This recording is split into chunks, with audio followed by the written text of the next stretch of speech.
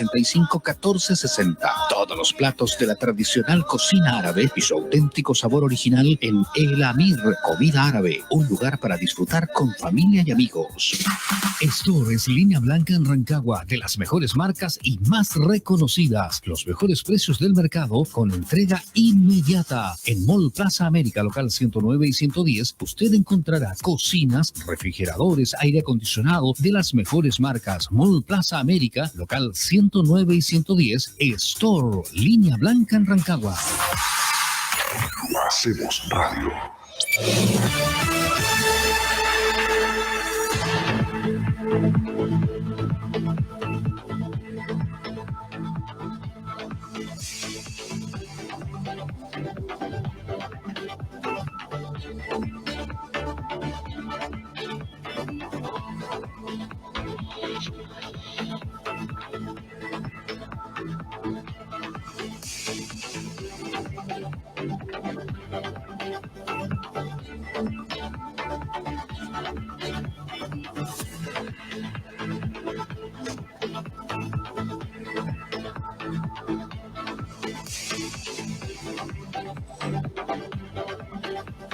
Ya estamos de vuelta en la 92.5, son las 18:10, estamos en el Hacemos Radio, en Bonita FM, www.bonitafm.cl y en las redes sociales a través del Facebook Live del Hacemos Radio Chile, del Facebook Live de Noticias Rancagua, nuestro medio asociado, Twitter en vivo, @HacemosR, y no estamos en YouTube.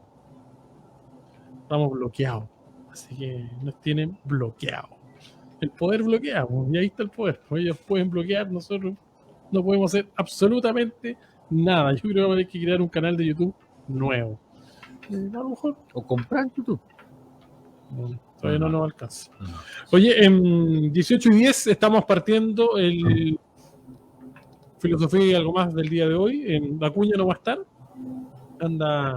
Dijo que está en un ministerio en Santiago, así importante Acuña, ¿no? Así que no alcanza a salir al aire. Profe López, ¿cómo te va? Hola Eduardo, hola Jorge, Ignacio, Viviana, gusto saludarlos. Bien, pues aquí estoy, bien, muy tranquilo. Estuve escuchando algo de música en la tarde, así que preparando el Filosofía y algo más. ¿Le ponemos aplauso a López? Aplauso a López. Sí, la gente lo quiere mucho, López, así que se merece el aplauso, ¿no? Vivi Abud, ¿cómo te va? Hola, buenas. Hola Eduardo, profe López, Jorge, a nuestro invitado Ignacio. Bien, con frío, pero bien. Oiga, antes de presentar a Ignacio, para que lo presente el profe López, ahí con todas las credenciales correspondientes, nuestro panelista invitado el día de hoy, debo darle los créditos, porque muchos de nuestros amigos y amigas auditoras nos han pedido el audio del borrador de la nueva Constitución. Entonces, debo darle los créditos a doña Viviana Abud, que fue la que me hizo llegar ese borrador de audio para que hay gente que no le gusta leer, pero puede estarlo escuchando constantemente ahí, puede estar haciendo cosas y estarlo escuchando. O gente que no puede. Y por otro lado, la Vivi se dio el trabajo también de chequearlo, ¿no? Ya. Lo que eso lo hace muy importante, Vivi, así que los créditos para usted. Muchas gracias. Sí, lo chequeé. Tengo ahí imprimí mi documento y ahora con el audio va a ser mucho más fácil para poder revisarlo rápidamente. Así que gracias a un equipo que estamos trabajando, así que pudimos tener ese material. Así que hay que difundirlo, es la mejor manera para informarse, independiente de la opción de cada uno, hay que informarse y esa es una forma de contribuir a la información. ¿Me permite dar una información de último minuto? No está en el último minuto, pero... Los últimos minutos sí, suyas son de ayer, digamos. No. Sí. Oiga, mire, escuche. medio rasca el cambio en el equipo. Ese era lo que quería hacer con este efecto del sonido medio rasca. Decir que en el gobierno sale Roberto Stay. Sale, ahí no, pues se cambia de oficina y llega a ocupar la oficina de jefe de gabinete Ana Lía Uriarte, jefa de gabinete de la ministra Siches. Ese es el cambio en el equipo. ¿Qué le parece? Bueno, eso hace rato que está sonando ese cambio en el equipo, digamos, ¿no? Sí, decir que fue jefa de gabinete de la expresidenta Michelle Bachelet, así que una persona que tiene muñeca política, tiene conocimientos políticos, que va a venir en apoyo a la... el cambio ahí. Discúlpeme a los que les moleste, pero yo les cuento lo que la el noticia. cambio tiene que ser la ministra. Claro. Profe López, presenta a nuestro invitado, por favor. En realidad, Ignacio es como ya parte de nosotros, porque estuvo con nosotros conversando hace un tiempo atrás respecto a pesimismo filosófico, recuerden. Y yo quiero invitar a todos nuestros auditores y auditoras a que revisiten su página, porque Ignacio tiene una página propia, ignaciomoyaragada.com, donde están mencionados, por ejemplo, sus dos textos, que son Pesimismo Profundo y Entre Infinitos, y están algunas notas, entrevistas radiales y otras notas en medio, donde aparece uno que yo recuerdo haber leído, que fue el que le hizo Lund. Recuerdo cuando puso como título Filosofía Pesimista. Filósofo pesimista ofrece gran cóctel de intrascendencia y sin sentido. Yo recuerdo mucho esa entrevista, particularmente, Ignacio, y fueron las motivaciones que tuvimos en su momento también para hacer el tema del pesimismo cuando se nos ocurrió hacer la entrevista en esa oportunidad. Y hoy día, bueno, Ignacio ha sido profesor en varias universidades en Santiago, el desarrollo, la central, antes de yo también, y era convocarlo hoy día para conversar sobre un tema que, dadas las condiciones de ánimo, diría yo, que está en este momento en nuestro país, nos parece muy importante hacer mención a lo que decía la gráfica, que para aquí quedó muy buena. Yo, el comité creativo, hay que decirlo, la gráfica estuvo espectacularmente bien hecha también. Respecto al pare, mire, escuche. Pare, mire, lea, escuche, pregunte y piense. En realidad, Eduardo, Jorge, Viviana y también, como le comentaba Ignacio, el sentido de este programa tiene que ver justamente con tratar de poner la pelota al piso, enfriar un poco nuestra mente, enfriar nuestro ánimo, calmar y ser capaces de observar lo que está ocurriendo, pero antes del sentido crítico lo importante es detenerse, ¿no es cierto? Todo problema muchas veces nace de la observación. Si nos vamos a nuestros amigos presocráticos, ¿no es cierto?, cuando se maravillaron con el espectáculo de la naturaleza fue porque se detuvieron a observar algo distinto. Y ante tiempos tan, no sé si convulsionados es la palabra, pero tan tremendamente voraces en términos de información, en términos de interpretación, en términos de incertidumbre para algunos, que por lo menos en este programa hemos sostenido muchas veces que lo que hay que hacer es aprender a vivir con la incertidumbre en vez de buscar tanta certidumbre. Creemos que resulta muy importante rescatar la actitud básica de la filosofía, que tiene que ver con detenerse, mirar, leer, escuchar, preguntarse y sobre todo pensar. Hace un par de días atrás, mientras ¿no es cierto?, elaborábamos la columna que se llamó La urgencia de la filosofía, particularmente se hacía la mención de que la filosofía como actividad debe ser una de las más democráticas y libres en la historia de la humanidad, porque la puede realizar, todos los seres humanos podemos realizarla, no es ninguna cosa distinta a lo que el ser humano es parte del ser humano. Por lo tanto, el programa de hoy tiene como sentido fundamental el rescatar la importancia del pensar riguroso, del pensar también, ¿no es cierto?, buscando razonamientos que sean validados para poder entregar una opinión también, ¿no es cierto?, sustentada, pero sobre todo esta actitud básica del pensar ante tiempos convulsionados y ante la necesidad de calma al momento de pensar. Estamos sujetos a una cantidad de fake news que son ya a esta altura partido un deporte que lo más de todo, lo conversaba ayer cuando se me ocurrió llamar al programa por el tema que están viendo la constituyente, hace pensar que la gente que crea las fake news debe pensar que el resto del mundo es tonto, porque como que la gente no es capaz de pensar por sí sola, y con la cantidad de información disponible se hace mucho más complejo elaborar una teoría de esta naturaleza para querer informar distorsionadamente. Es por eso que la invitación para Ignacio hoy día, por su experiencia, incluso con esta visión que muchas veces, ojo, muchas veces el pesimismo se ve como un elemento absolutamente negativo, pero no es tan así. Un golpe de realismo no necesariamente hace un elemento oscuro permanentemente, tiene también otro sentido. Entonces, Ignacio, primero darte la bienvenida y darte las gracias por querer participar con nosotros una vez más en el Hacemos Radio y acá en el Filosofía y algo más, y partir preguntándote, ¿qué valor le asignas tú a la actividad filosófica justamente en estos tiempos tan convulsionados que estamos viviendo en Chile? Sí, permíteme unos minutos, profe, antes de entrar en el tema, agradecer la introducción y sí, es verdad, ya en cierto sentido soy como de la casa, estuve aquí la última vez, Eduardo se acuerda, Jorge también, y creo que tuvimos una conversación sumamente interesante. Yo por lo menos quedé con muchas ganas, y es que yo me puse muy feliz cuando usted, profe, me invitó de nuevo. Y gusto conocerte, Vivian, así que espero que ahora también tengamos una conversación igualmente interesante. Sí, yo creo que, mira, La verdad es que programas como estos, yo sé que a veces es muy políticamente correcto decir esto, pero aunque parezca tal vez reiterativo, es esencial tener súper claro que programas como estos son fundamentales, ¿no? Ayudar a promover la discusión, la filosofía y poner estos temas sobre la mesa y difundirlo es clave, porque es una de las formas, a mí me parece al menos que es una de las formas, tal vez ni siquiera la más importante, porque hay muchas, pero es una de las formas que tenemos los seres humanos para combatir o resistir lo que el profe López recién estaba hablando, esta ola de fake news, de mentiras, de argumentos falaces y de propaganda que muchas veces se hace pasar por como si fueran argumentos. Los seres humanos tenemos herramientas, tenemos formas de poder resistir eso. Y una de las formas se encuentra en la filosofía, básicamente porque la filosofía, cualquier persona que ha estudiado algo de filosofía, aunque la filosofía como disciplina tiene distintas definiciones según el filósofo, en general en lo que estamos todos de acuerdo, que la filosofía nos ayuda a evaluar argumentos de forma racional, nos ayuda a saber distinguir cuándo un argumento es bueno de cuándo un argumento no es bueno. Y eso es una de las formas que tenemos de resistir lo que vemos siempre con esto de los fake news a cada rato. Entonces ahí está la urgencia de la filosofía. Oye, efectivamente, Ignacio López, Vivi, Jorge Loyola, a mí me da la sensación de que la palabra pesimismo es extremadamente amplia, ¿no?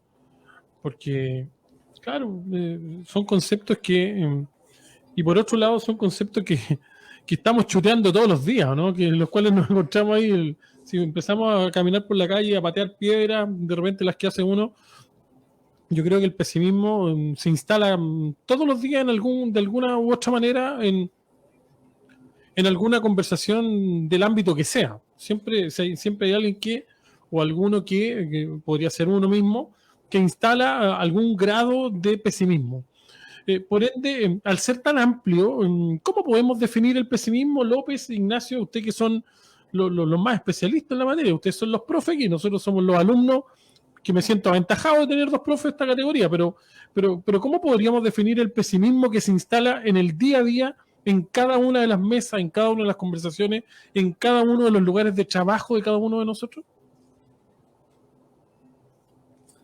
Profe, si usted quiere Sí, voy a partir de que tenemos 10 horas para hacer el programa, la media pregunta que se pegó, pero bien, vamos a tratar de responder un poquito al respecto. Es que yo llevo a cabecear de repente. Sí, muy bien. ¿Sabes, Eduardo, que en realidad hay un tema ahí que yo voy a tratar de llevarlo a un área que es más experiencial? A mí me cuesta imaginar un pesimismo reflexionado, digamos, sin un cuestionamiento más profundo de otras cosas antes. Me cuesta un poco eso. Lo que generalmente tenemos nosotros hoy en día en estas reacciones un poco viscerales que tú estás escuchando es una cuestión media apasionada, pero pensada en expectativas, y sobre todo en el concepto de incertidumbre. Hay un factor importante respecto de miedo de las cosas que ocurren o no pueden ocurrir si pasa esto, y se hacen un montón de lucubraciones un poco, yo diría que más que pesimista, catastróficas, que son cosas muy distintas. Yo puedo observar con cierta reticencia lo que puede ocurrir, con cierta escepticismo respecto a algunos elementos, pero no me atrevería a decir que es una visión pesimista por convicción filosófica, sino que más que nada por repetición de elementos negativos, en el caso de lo que pasa en nuestro país. Y eso está asociado a la expectativa, a lo que hemos esperado, a lo que creemos que debe ocurrir. Un pesimismo más profundo, incluso una evidencia existencial al estilo Camus más, o Sartre, ¿no es cierto?, un poco más llamada pesimista oscura como el existencialismo, tiene un fundamento distinto e incluso es propuesta desde el punto de vista positivo, es decir, a pesar de que en apariencia hay una adversidad respecto a la existencia humana, yo tengo la posibilidad de cambiar las cosas. Hay mucho de acción en eso, ¿ya? Que es distinto ser una persona que se enoja, que se molesta, ya no quiere nada más y queda como inactivo, digamos, es como un eterno crítico del sistema.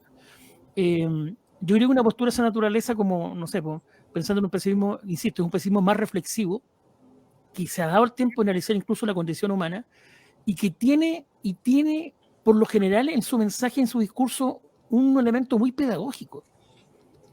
¿Ya? No es un elemento catastrófico. Yo no quiero llevarlo a ese plano tremendista, que es muchas veces lo que nos ofrecen las visiones blanco y negro, pues, como si la existencia fuese solamente una u otra posibilidad. Es todo lo contrario.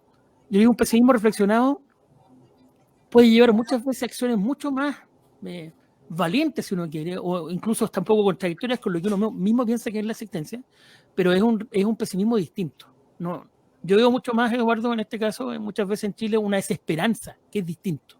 Es desesperanza, ¿ya?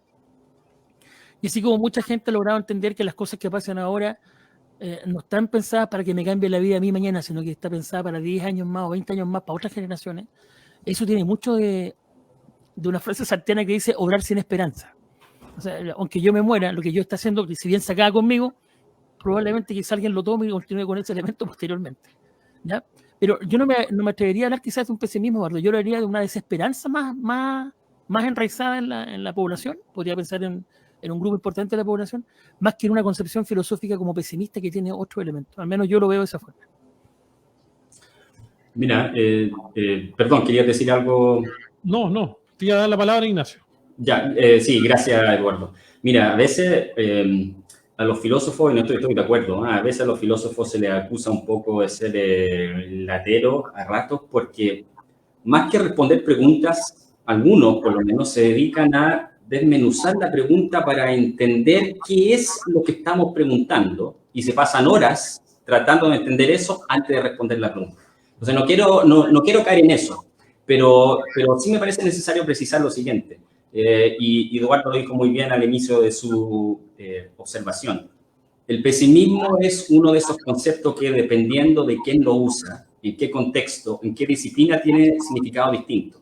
Entonces, en el uso diario, la forma de entender pesimismo, la más común que existe, tiene que ver con una actitud, una predisposición, una cierta actitud psicológica, una forma de relacionarse con los eventos en el mundo. Es decir, se entiende que una persona pesimista es una persona que cree que siempre las cosas van a salir mal.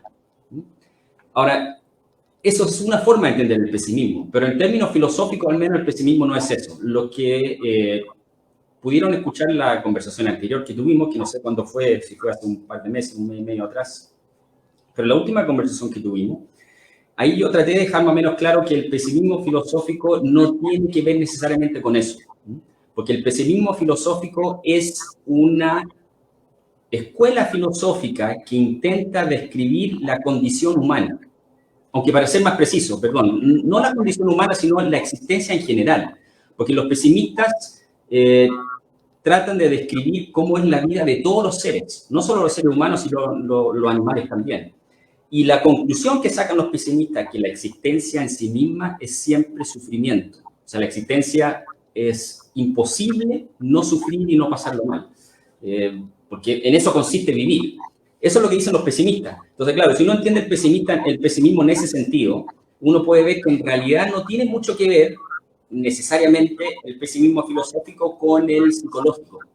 Entonces, yo puedo sostener que la vida es fundamentalmente sufrimiento, pero aún así, yo puedo decir, bueno, pero hay sufrimientos que yo puedo aliviar, hay sufrimientos que se pueden reducir, incluso tal vez algunos sufrimientos que se pueden eliminar.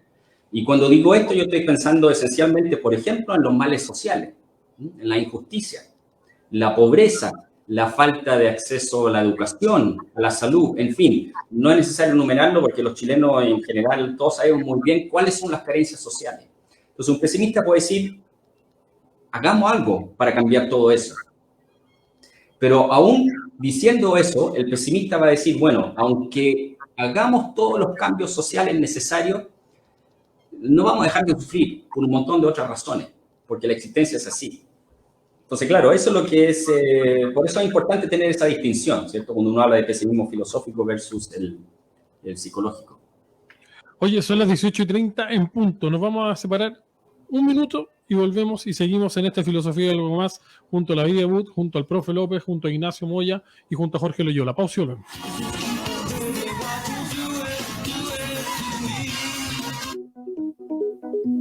¿Sabías que la cirugía LASIK elimina la dependencia de los lentes? Con más de 3.000 casos de éxito en la cirugía LASIK, elimina la dependencia de los lentes con Vida Visión. Agenda tu evaluación costo cero al más 569-9277-6931. Clínica Oftalmológica Vida Visión. Alameda 634, piso 2, en Rancagua.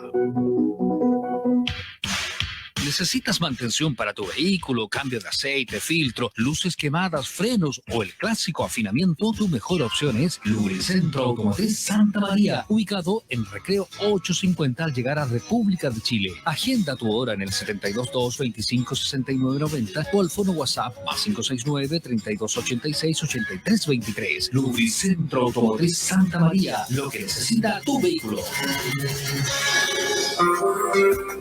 En el Amir Comida Árabe te invitamos a disfrutar del mejor sabor de la cocina árabe, un lugar de gastronomía típica con excelente atención, un sitio de relax donde tu paladar recibirá el mejor regalo. Shawarma, kebab, rellenos árabes, hojas de parra, dulces árabes, café árabe, ensaladas y falafel. Nos encuentras en San Martín 514 al llegar a Ocarrol en Rancagua y puedes contactarte al fono WhatsApp 569-3385-1460. Todos los platos de la tradicional cocina árabe y su auténtico sabor original en El Amir Comida Árabe, un lugar para disfrutar con familia y amigos.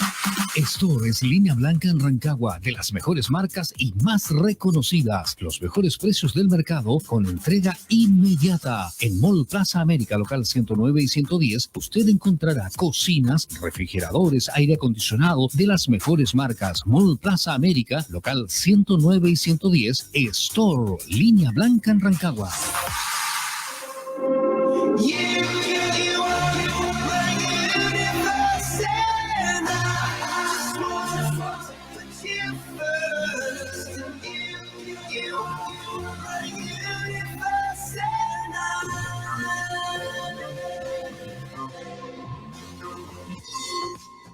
Ahí con el sonido de Coldplay en My Universe, uno de los últimos éxitos de esta tremenda banda.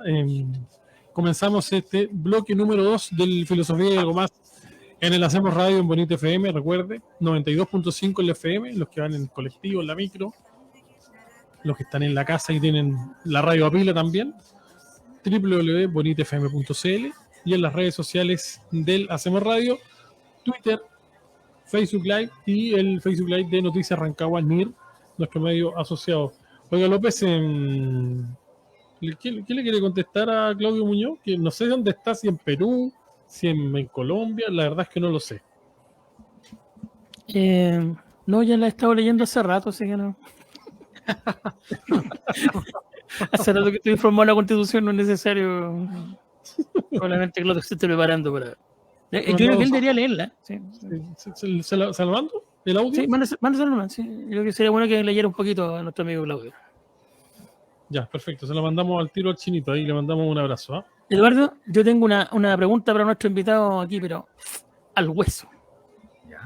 ¿Ya?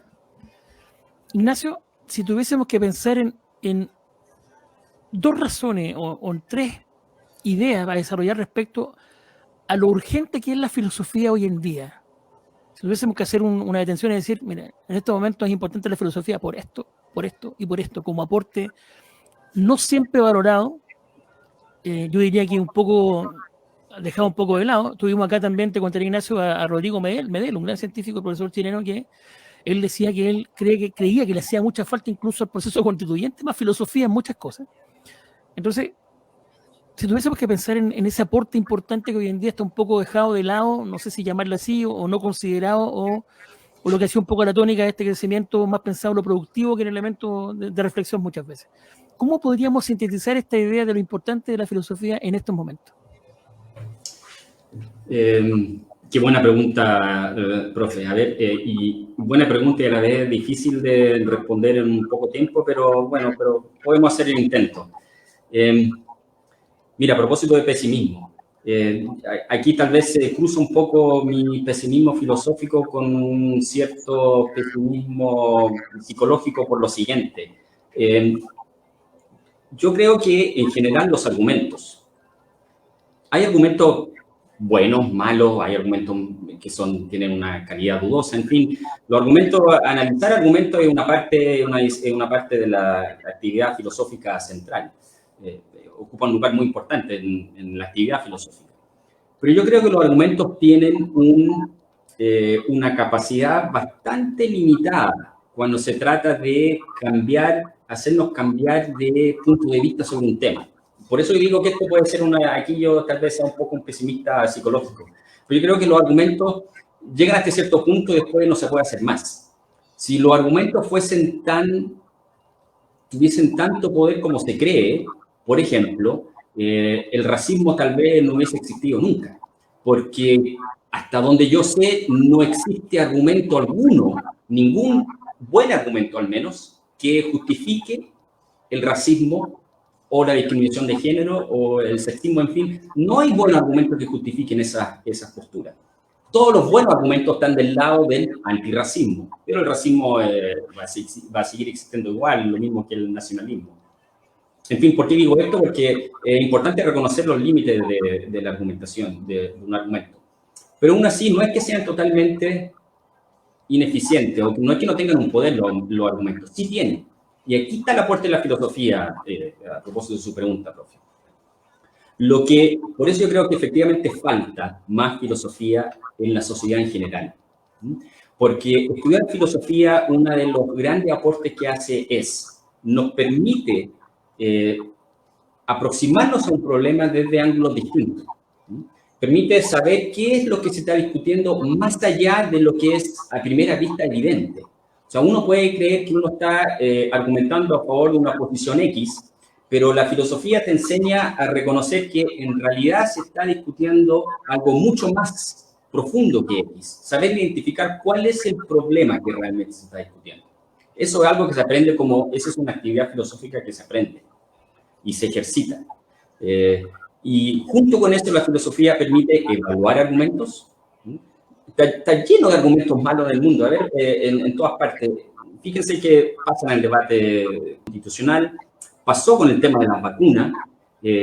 Aquellos que han estudiado argumentación, por ejemplo, para mencionar uno, es una falacia. A todo esto, falacia en términos filosóficos no significa mentira. Falacia simplemente en términos filosóficos significa un argumento cuyas razones o cuyas premisas son malas y por lo tanto no apoyan la conclusión. Entonces, eso es lo que es una falacia, cuando tenemos un mal argumento. Entonces, en filosofía, por ejemplo, uno se da cuenta que hay falacias que ocurren con mucha frecuencia. Una de las más comunes es el post hoc, por ejemplo. Mira, aquí no quiero hacer una clase de filosofía, no me quiero poner latero, pero si yo estuviese haciendo una clase de filosofía, esto es lo que yo explicaría. Hay una falacia que se conoce como falacia post hoc. Eso ocurre cuando las personas, por ejemplo, toman un evento A, y después toman otro evento, un evento B, que sucede después del evento A. O sea, hay una relación temporal. Sucede una cosa, sucede la otra. Comúnmente, la gente va a pensar que, bueno, lo que sucedió primero debe ser la causa de lo que sucedió después, ¿cierto? Porque hay una relación temporal.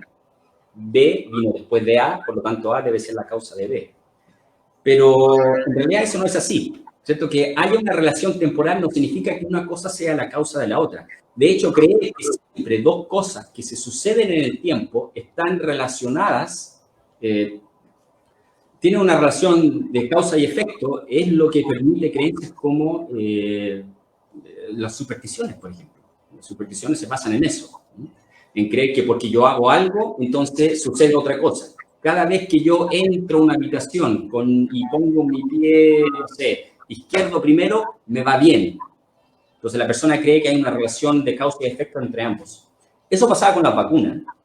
Mucha gente decía, mira, conozco tal persona que se puso una vacuna. 2 días después, o al día después, tal efecto. Entonces uno cree que, mira, como están relacionados temporalmente, la vacuna debe necesariamente ser la causa del efecto no deseado. Entonces, errores como eso, fijan ustedes, que son errores argumentales que uno puede reconocer y que se estudian filosóficamente. Hay una amplia caja de herramientas disponibles, no solo para el filósofo, sino disponible para cualquiera de nosotros que se interese en dedicarle tiempo a estudiar estos temas. Entonces, en ese sentido, me parece que la filosofía, para poder tener ciudadanos informados, ciudadanos que pueden hacer un aporte a la sociedad, ciudadanos que pueden argumentar de forma con respaldo, la filosofía es un aporte esencial en eso. Entonces, los beneficios sociales de la filosofía son enormes y por lo mismo, al no tener la filosofía, somos todos nosotros los que sufrimos todas las consecuencias de eso. Vivian Wood.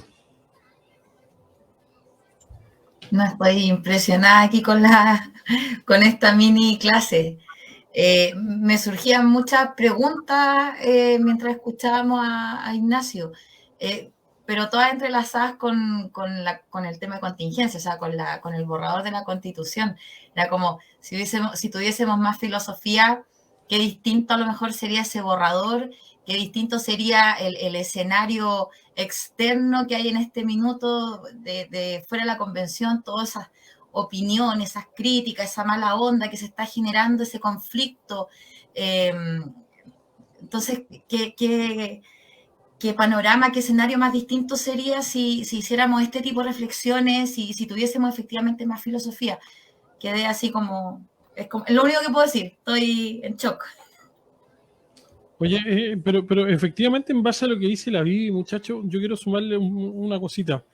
Y que yo en lo particular, cuando creamos este espacio con López, surgió de manera espontánea, ¿no? De una conversa. Y sabíamos que era necesario. Pero por otro lado, ¿cuánta persona siente que es necesaria?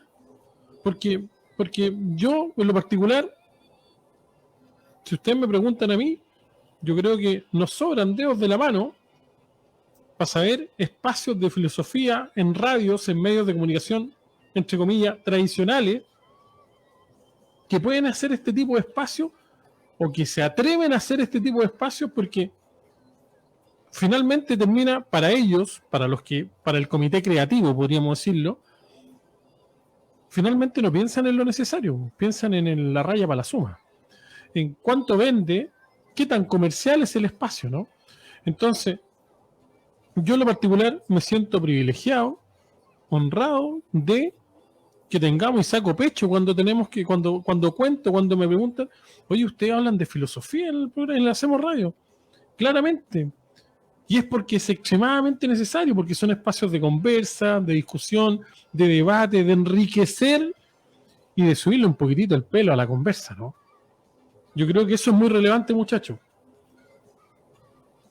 Yo solo quiero decir que, no sé, comparto al 100% lo que tú dices. Yo por eso encuentro este espacio tan valioso. Es un tremendo aporte. Hay un elemento en eso que creo que es sumamente rescatable pensándolo en términos cotidianos. Quizá uno de los elementos en que nos hemos esforzado en representar en este pequeño espacio es tratar de demostrar que la filosofía es bastante cotidiana, que en realidad uno puede ocupar en elementos que están presentes ahí, pero sí también hemos sido muy críticos en su momento, por lo menos también te cuento, Ignacio, que hemos tenido profesores de otras universidades también presentes en este problema, particularmente a Fernando Fuica, que nos acompañaba en un par de oportunidades, y también tuvimos a Jimena Hernández, una profesora de Concepción también. Y hay un elemento que ha sido muy común en eso, no sé si tú compartes la idea, Ignacio, de que en realidad también ha faltado un poco de aporte de la academia de eso. Que la academia como que está un poco alejada, digamos, de presentar la filosofía como un elemento que puede ser cotidiano y de acceso a mucha gente. Y claro, lo que ocurre en la experiencia tradicional es que nosotros, o el común de la gente, se queda con el profe de filosofía que tuvo en el colegio. Ese es como el recuerdo. Si el profe tuvo una buena experiencia con ellos en clase, es que como en un recuerdo parecido, tengo alguna cosa que es más significativa. Y es muy decidor también de la importancia que tenga, por ejemplo, ¿no? Cariñosito, claro. por ejemplo, ¿no? Es importante que tenga, digamos, es muy importante la experiencia del profesor en ese sentido en el colegio. Pero sí hemos hecho un diagnóstico nosotros también, yo lo comparto mucho eso, de que yo he visto muy alejada la academia, muy ensimismada como en temáticas que de repente son súper interesantes, pero son de biblioteca, ¿no? Son elementos de profundización de conceptos muy interesantes en filosofía, pero que no están necesariamente ligados con cosas que la ciudadanía podría aprender o podría aprender también, claro, podría aprenderlo, pero de una forma un poco más simple. Y no sé si es con llamarlo autocrítica, pero yo siento que en realidad, y pasó cuando filosofía estuvo a punto de ser sacada del currículum, que la defensa vino más de la calle, ¿no es cierto? Vino un poco más de las personas que de la academia misma. No sé si sientes tú que eso pasa un poco, y que a pesar de la urgencia de la filosofía, en lo particular quizás veo, o no tengo los espacios para poder verlo quizás, pero me cuesta ver a la academia en general como tratando de hacer que la filosofía entre en un espacio un poco más cotidiano y de discusión diaria. Sí, eso pasa muchísimo. Yo estoy, o sea, el diagnóstico yo creo que es certero. En general la academia está en un mundo un poco aparte y en el caso particular de la filosofía eso es aún más notorio, sobre todo porque el aporte que puede hacer la filosofía a nuestras vidas diarias es tan claro, es tan evidente que puede ser un aporte a nuestras vidas. Uno sabe que puede ser un aporte. Y sin embargo, la academia, como bien usted dice, profe, a veces no sucede eso. Y eso es porque existe un impulso por especializarse cada vez más en temas que solo le importan a los filósofos y discuten entre ellos qué significa esta palabra, cuál es la relación entre esto y esto. Y lo que partí diciendo delante, ¿cierto? A veces los filósofos se dedican más a analizar preguntas que responder preguntas, y cuando las responden, son preguntas que son respuestas que nadie entiende, pero es un problema de la filosofía. Claro, pero la filosofía bien entendida, lo digo así, ¿cierto? Bien entendida, la filosofía bien entendida es aquella que nos da herramientas cognitivas que nos permite entender mejor nuestro lugar en el mundo, no solo en la existencia completa, entera, sino nuestro lugar como en la sociedad concreta en la que vivimos, como un ser político.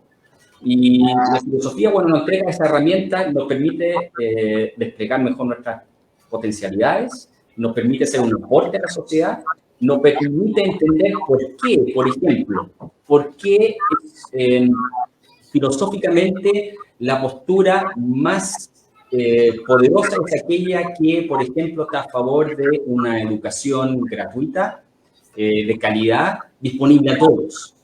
¿Por qué desde un punto de vista filosófico esa es la mejor postura? También un estudio de la filosofía nos permitiría entender por qué se deriva de casi todas las teorías morales que la salud no debiese estar sometida a las reglas del mercado. La salud debiese ser un bien asegurado a todos por igual. ¿Cómo sabemos esto? La filosofía, nuevamente, a través de sus herramientas, nos puede permitir entender por qué, ¿cierto? ¿Por qué preferir una postura a la otra? ¿Cuáles son los argumentos que se dan para un lado y para el otro? ¿Cuáles son las falacias que se ocupan para defender intereses? Y la filosofía nos da todo eso. Entonces, alguien que ha estudiado la filosofía o que se da el tiempo para la filosofía es un ser que está mejor preparado para hacer un aporte a la sociedad. Yo tengo dos preguntas, ¿no? Y que tiene que ver con la academia, porque yo creo que también debemos ser muy críticos con la academia. Y tengo dos preguntas. López, Ignacio, ¿ustedes se sienten parte de la academia?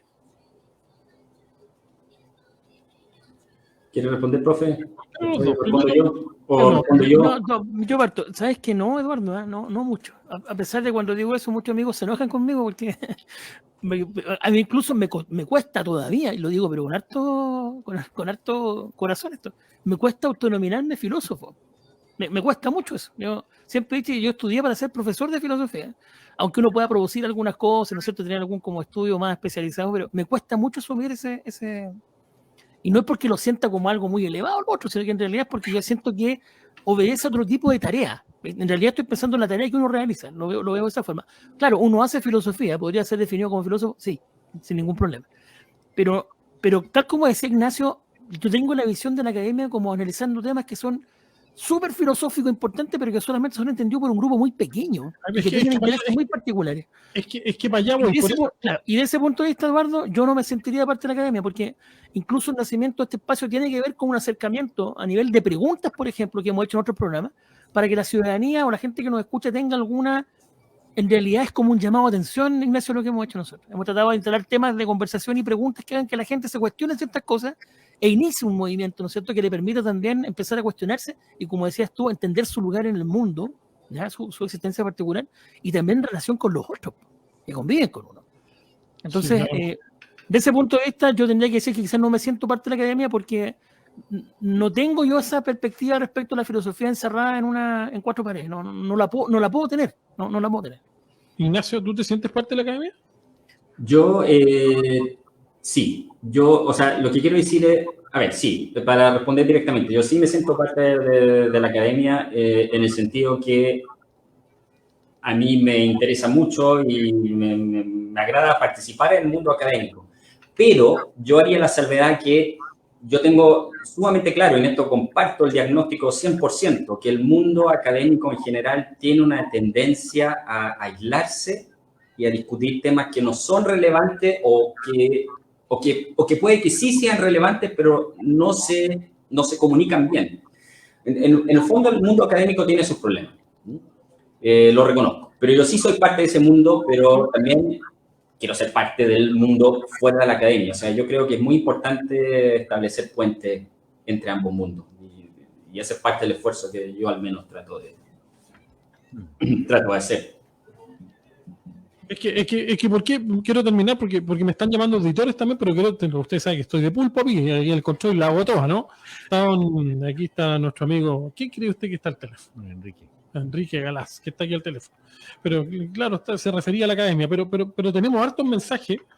¿Y por qué yo les pregunto si se sienten parte de la academia, muchachos? Porque tenemos que responsabilizar también a la academia de que estemos tan distantes de estos espacios. Sí. Esa es una respuesta importante, ¿no? Sí. Sí, para mí sí. Sí, yo también. La academia y los académicos y las académicas sí tienen que... Hay una tarea pendiente ahí. Pero en cierto sentido, mira, no es por abrir una nueva línea de discusión, ¿cierto? Porque así pasa con la filosofía todo esto. Aquellos que están escuchando esta conversación pronto se dan cuenta que un tema lleva a otro y podemos estar una hora, podemos estar el día entero hablando. Así que esto sucede. Entonces, mi intención no es abrir un nuevo tema, pero solo quiero decir que el problema, si uno lo analiza de fondo, no es el mundo académico en sí, sino que es la sociedad que se rige por leyes de mercado y que tiene una cierta lógica economicista que está detrás de todo esto. Entonces, claramente el mundo académico no está separado del mundo real.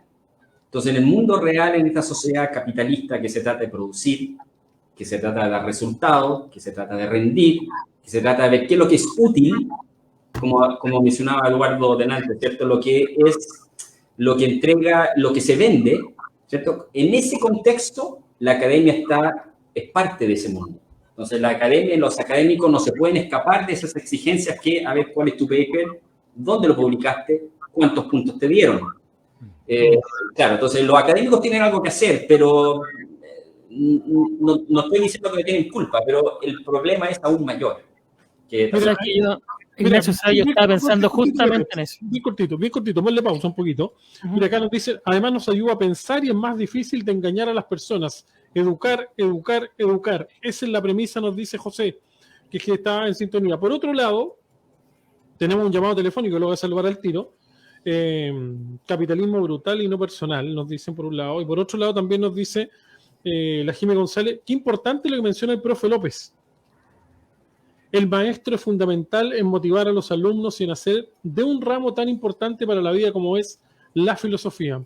Y lo digo con razón, pues mi hijo es un profesor de filosofía que hoy trabaja en Santiago en el Liceo de Aplicación. Y es profe gracias a las clases y conversaciones filosóficas con su profesor de Maristas. ¿Saben quién es el profesor de Maristas?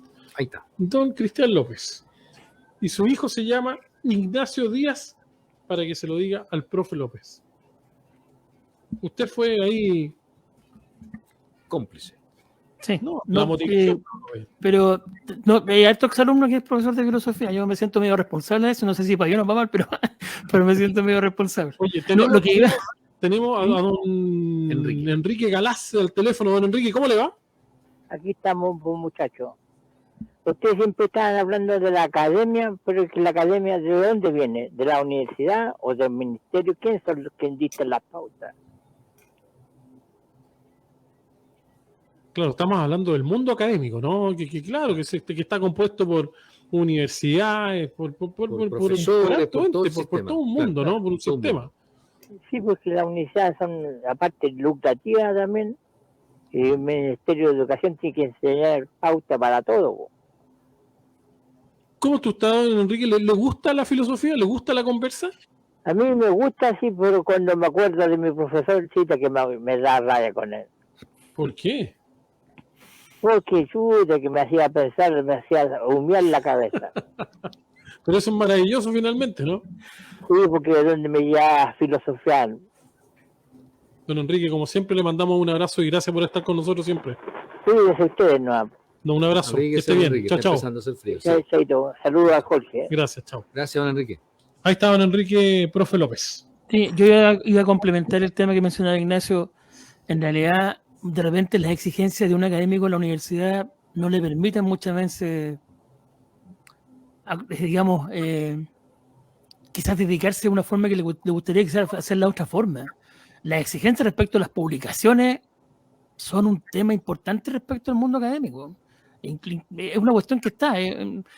Tengo la suerte de tener varios amigos profesores académicos en alguna universidad, en varias universidades, y de hecho el tema es como bien interesante de analizar respecto a la proporcionalidad de horas de clase, respecto a las publicaciones que se les exigen.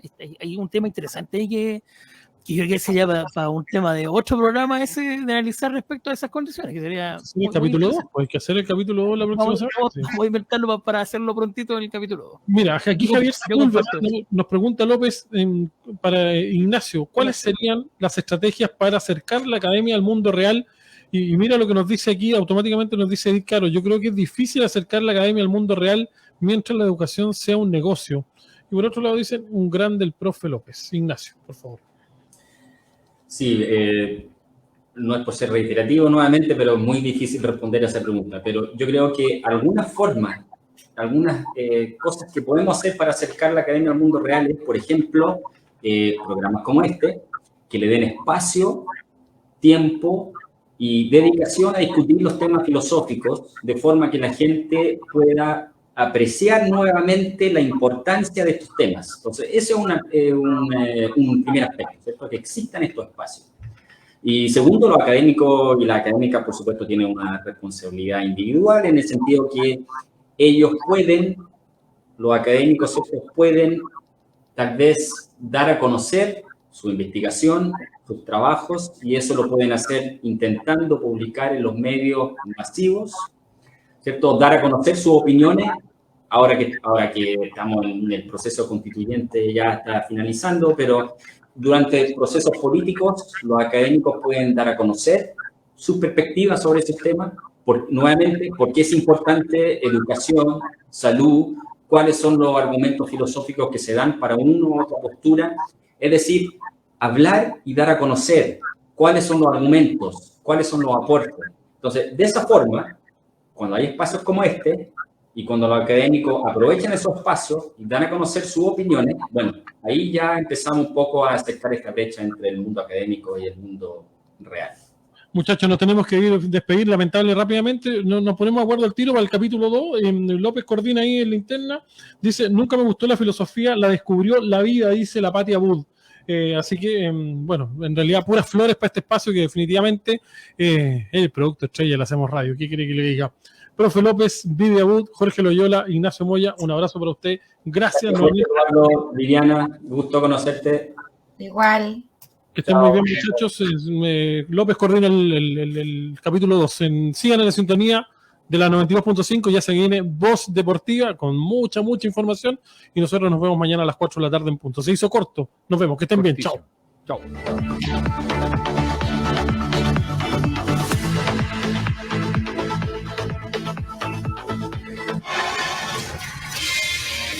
Nuestro equipo de Hacemos Radio se despide hasta una nueva jornada en que tú eres nuestro mejor panelista. Tú eres nuestro mejor panelista. Te esperamos porque juntos hacemos radio. Buenas tardes.